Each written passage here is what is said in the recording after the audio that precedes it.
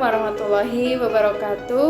Perkenalkan, nama saya Nafsahafia, mahasiswi program studi fisioterapi di Universitas Muhammadiyah Surakarta. Di video kali ini saya akan menjelaskan tentang proses penata laksanaan fisioterapi pada kasus carpal tunnel syndrome. Carpal tunnel syndrome adalah gangguan penjeratan atau penjempitan saraf yang dihasilkan dari kompresi saraf medianus yang berliku melalui pergelangan tangan melalui lorong sempit yang disebut carpal tunnel. Kompresi ini biasanya menyebabkan rasa sakit, mati rasa, dan kesemutan di ibu jari, jari telunjuk, jari tengah, dan sisi ibu jari dari jari manis yang merupakan area kulit yang dipersarapi oleh saraf median. Sekarang, kita akan mengambil penampang pergelangan tangan. Kita akan melihat lengkungan tulang yang dikenal sebagai lengkungan karpal di sisi punggung tangan yang membentuk lantai terowongan karpal dan selubung jaringan ikat yang disebut retinaculum flexor ligamentum carpal transversal yang ada di sisi telapak tangan membentuk atap terowongan karpal. Juga ada 9 tendon flexor yang masuk ke jari tangan dan ibu jari serta satu saraf yaitu saraf median yang bergerak turun ke lengan bawah dan melewati terowongan karpal. Kulit tangan yang diinervasi oleh saraf median meliputi ibu jari, jari telunjuk, dan jari tengah, serta setengah dari jari manis yang ada di sisi ibu jari. Sisi lain dari jari manis dan kelingking diinervasi oleh saraf ulnar dan punggung tangan diinervasi oleh saraf radial, hanya saraf median yang melewati terowongan karpal. Carpal tunnel syndrome disebabkan oleh kompresi saraf median, dan itu biasanya terjadi sebagai akibat peradangan pada tendon dan jaringan di sekitarnya yang menciptakan edema atau pembengkakan lokal yang meningkatkan jumlah cairan dalam ruang yang sangat sempit dan pada dasarnya memberikan tekanan pada saraf median. Awalnya, tekanan itu dapat menyebabkan nyeri tumpul atau ketidaknyamanan di salah satu area tangan yang dipersarapi oleh saraf median. Akhirnya, ketidaknyamanan ini dapat menyebabkan rasa sakit yang tajam seperti jarum yang disebut parestesia yang dapat diperpanjang sampai ke lengan bawah. Orang mungkin juga memiliki kelemahan otot yang dapat menyebabkan gangguan atau kekakuan ketika memegang benda kecil, memutar ganggang pintu dan kunci, ataupun gerakan motorik halus seperti mengancingkan kemeja. Dalam situasi yang parah, otot-otot tenar di pangkal ibu jari dapat mulai menghilang. Ini terjadi karena otot-otot tersebut dipersarapi oleh cabang berulang dari saraf median yang muncul dari saraf median setelah melewati terowongan karpal. Singkatnya, setiap struktur dipersarapi oleh saraf median di bagian bawah titik kompresi dapat dipengaruhi.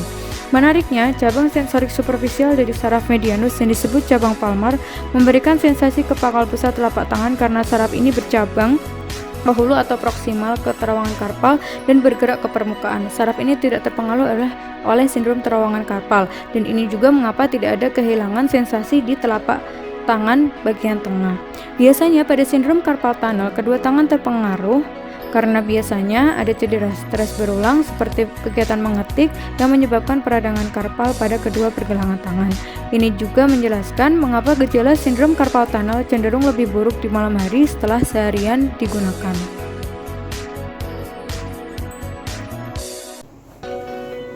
Oke teman-teman, sebelum kita melakukan pemeriksaan, hal pertama yang harus kita lakukan adalah melakukan anamnesis.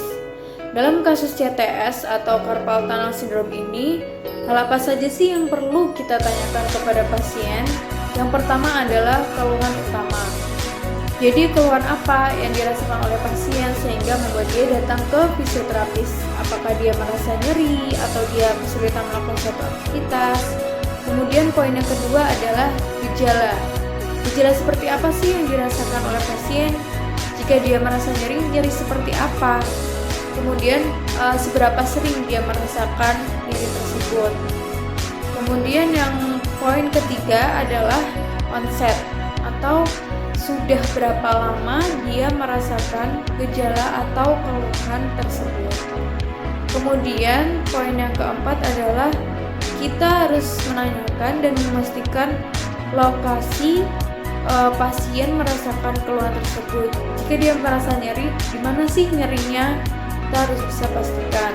Kemudian yang kelima adalah apakah pasien mengalami gejala nokturnal?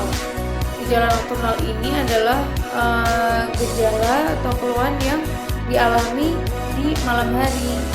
Biasanya kalau pada kasus CTS, pasien akan mengalami gejala nokturnal. Kemudian yang keenam adalah aktivitas apa saja yang memperberat dan juga meringankan keluhan yang dirasakan.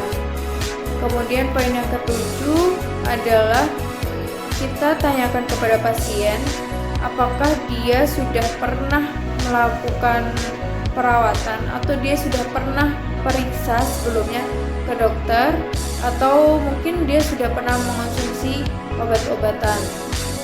Kemudian poin yang terakhir adalah kita meminta pasien untuk mengisi indeks fungsional yang berhubungan dengan carpal tunnel syndrome atau CTS ini, yaitu ada indeks CTGSS dan juga indeks DAS. Nah, kedua indeks ini kita perlukan untuk nantinya kita melakukan evaluasi terhadap pasien. Setelah melakukan anamnesis, tahap selanjutnya adalah melakukan pemeriksaan fisik dan juga spesifik. Pemeriksaan fisik dan spesifik ini kita lakukan untuk menegakkan diagnosa terkait kasus carpal tunnel syndrome. Untuk pemeriksaan fisik sendiri bisa kita lihat dari 3 poin. Yang pertama, jika usia pasien lebih dari 40 tahun. Kemudian yang kedua, jika pasien sering menunjukkan tanda-tanda flick sign, yaitu sering mengibaskan tangan seperti ini untuk mengurangi keluhan atau gejala yang dirasakan. Kemudian yang ketiga adalah jika hasil dari CTGSS atau indeks carpal tunnel syndrome yang kita minta pasien untuk mengisi tadi menunjukkan nilai lebih dari 1,9. Kemudian untuk pemeriksaan spesifik yang akan kita lakukan adalah yang pertama Palm test, kemudian ada Tinel sign, kemudian ada 2-point discrimination static, kemudian yang terakhir kita akan melakukan median nerve compression test. Palm test dilakukan dengan cara memfleksikan kedua telapak tangan hingga kedua punggung tangan bertemu, kemudian kita tahan hingga 1 menit. Untuk positif tesnya, apabila ada rasa tingling atau kesemutan pada ibu jari telunjuk, jari tengah, dan setengah dari jari manis.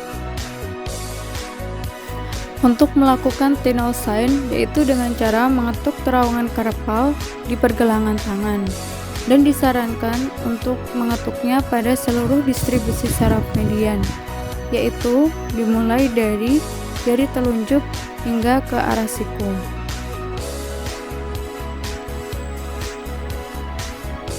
Positif tesnya, apabila terasa ada kesemutan ataupun parestesia yang dirasakan di ibu jari telunjuk, jari tengah, dan setengah jari manis yang merupakan distribusi dari saraf median.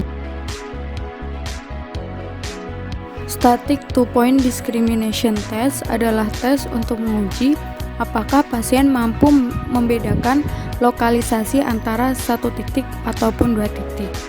Apabila pasien mampu menjawab 7 jawaban dengan benar dari 10 soal, maka tes tidak usah dilanjutkan. Median nerve compression test yaitu dengan cara ekstensi elbow, kemudian supinasi dan fleksi wrist 60 derajat.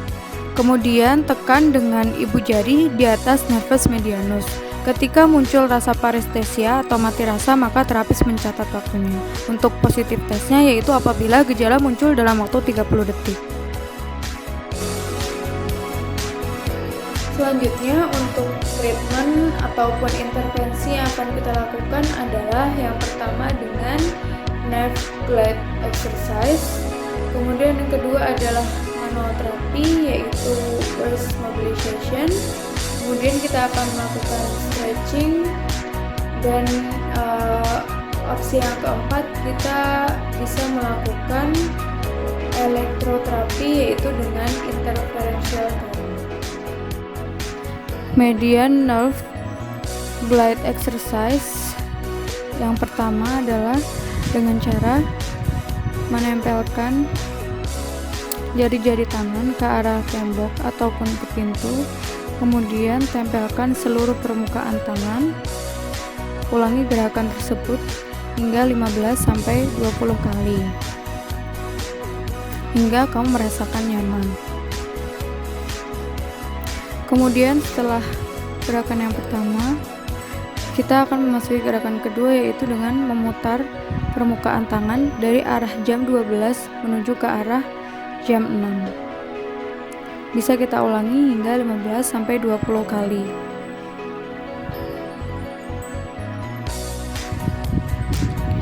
Kemudian untuk tahap yang ketiga adalah gerakan tadi kita tambah dengan gerakan lateral fleksi neck ke kanan dan ke kiri. Kemudian telapak tangan juga diputar searah jam 12 menuju ke jam 6. Ulangi untuk sisi yang sebelahnya. Kita dapat melakukan gerakan seperti berikut, yaitu dengan cara kita memfiksasi ibu jari dan menggerakkan tonjolan tulang dari tulang ulnaris secara berulang.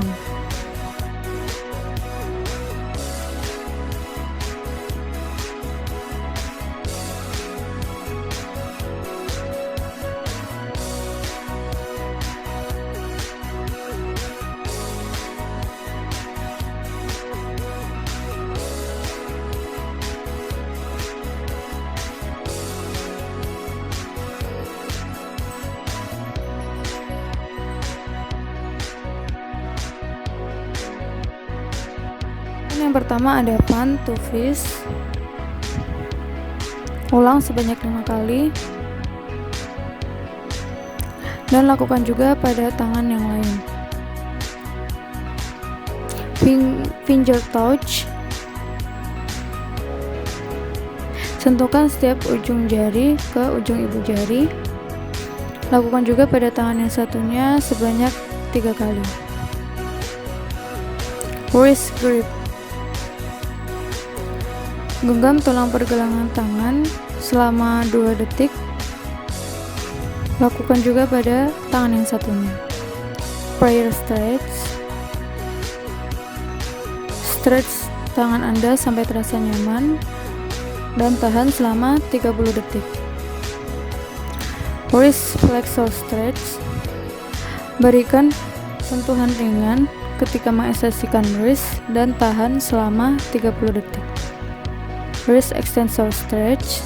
Berikan tahanan ringan dan tahan selama 30 detik. Wrist pull. Tarik tangan Anda dengan gentle, kemudian tahan selama 5 detik.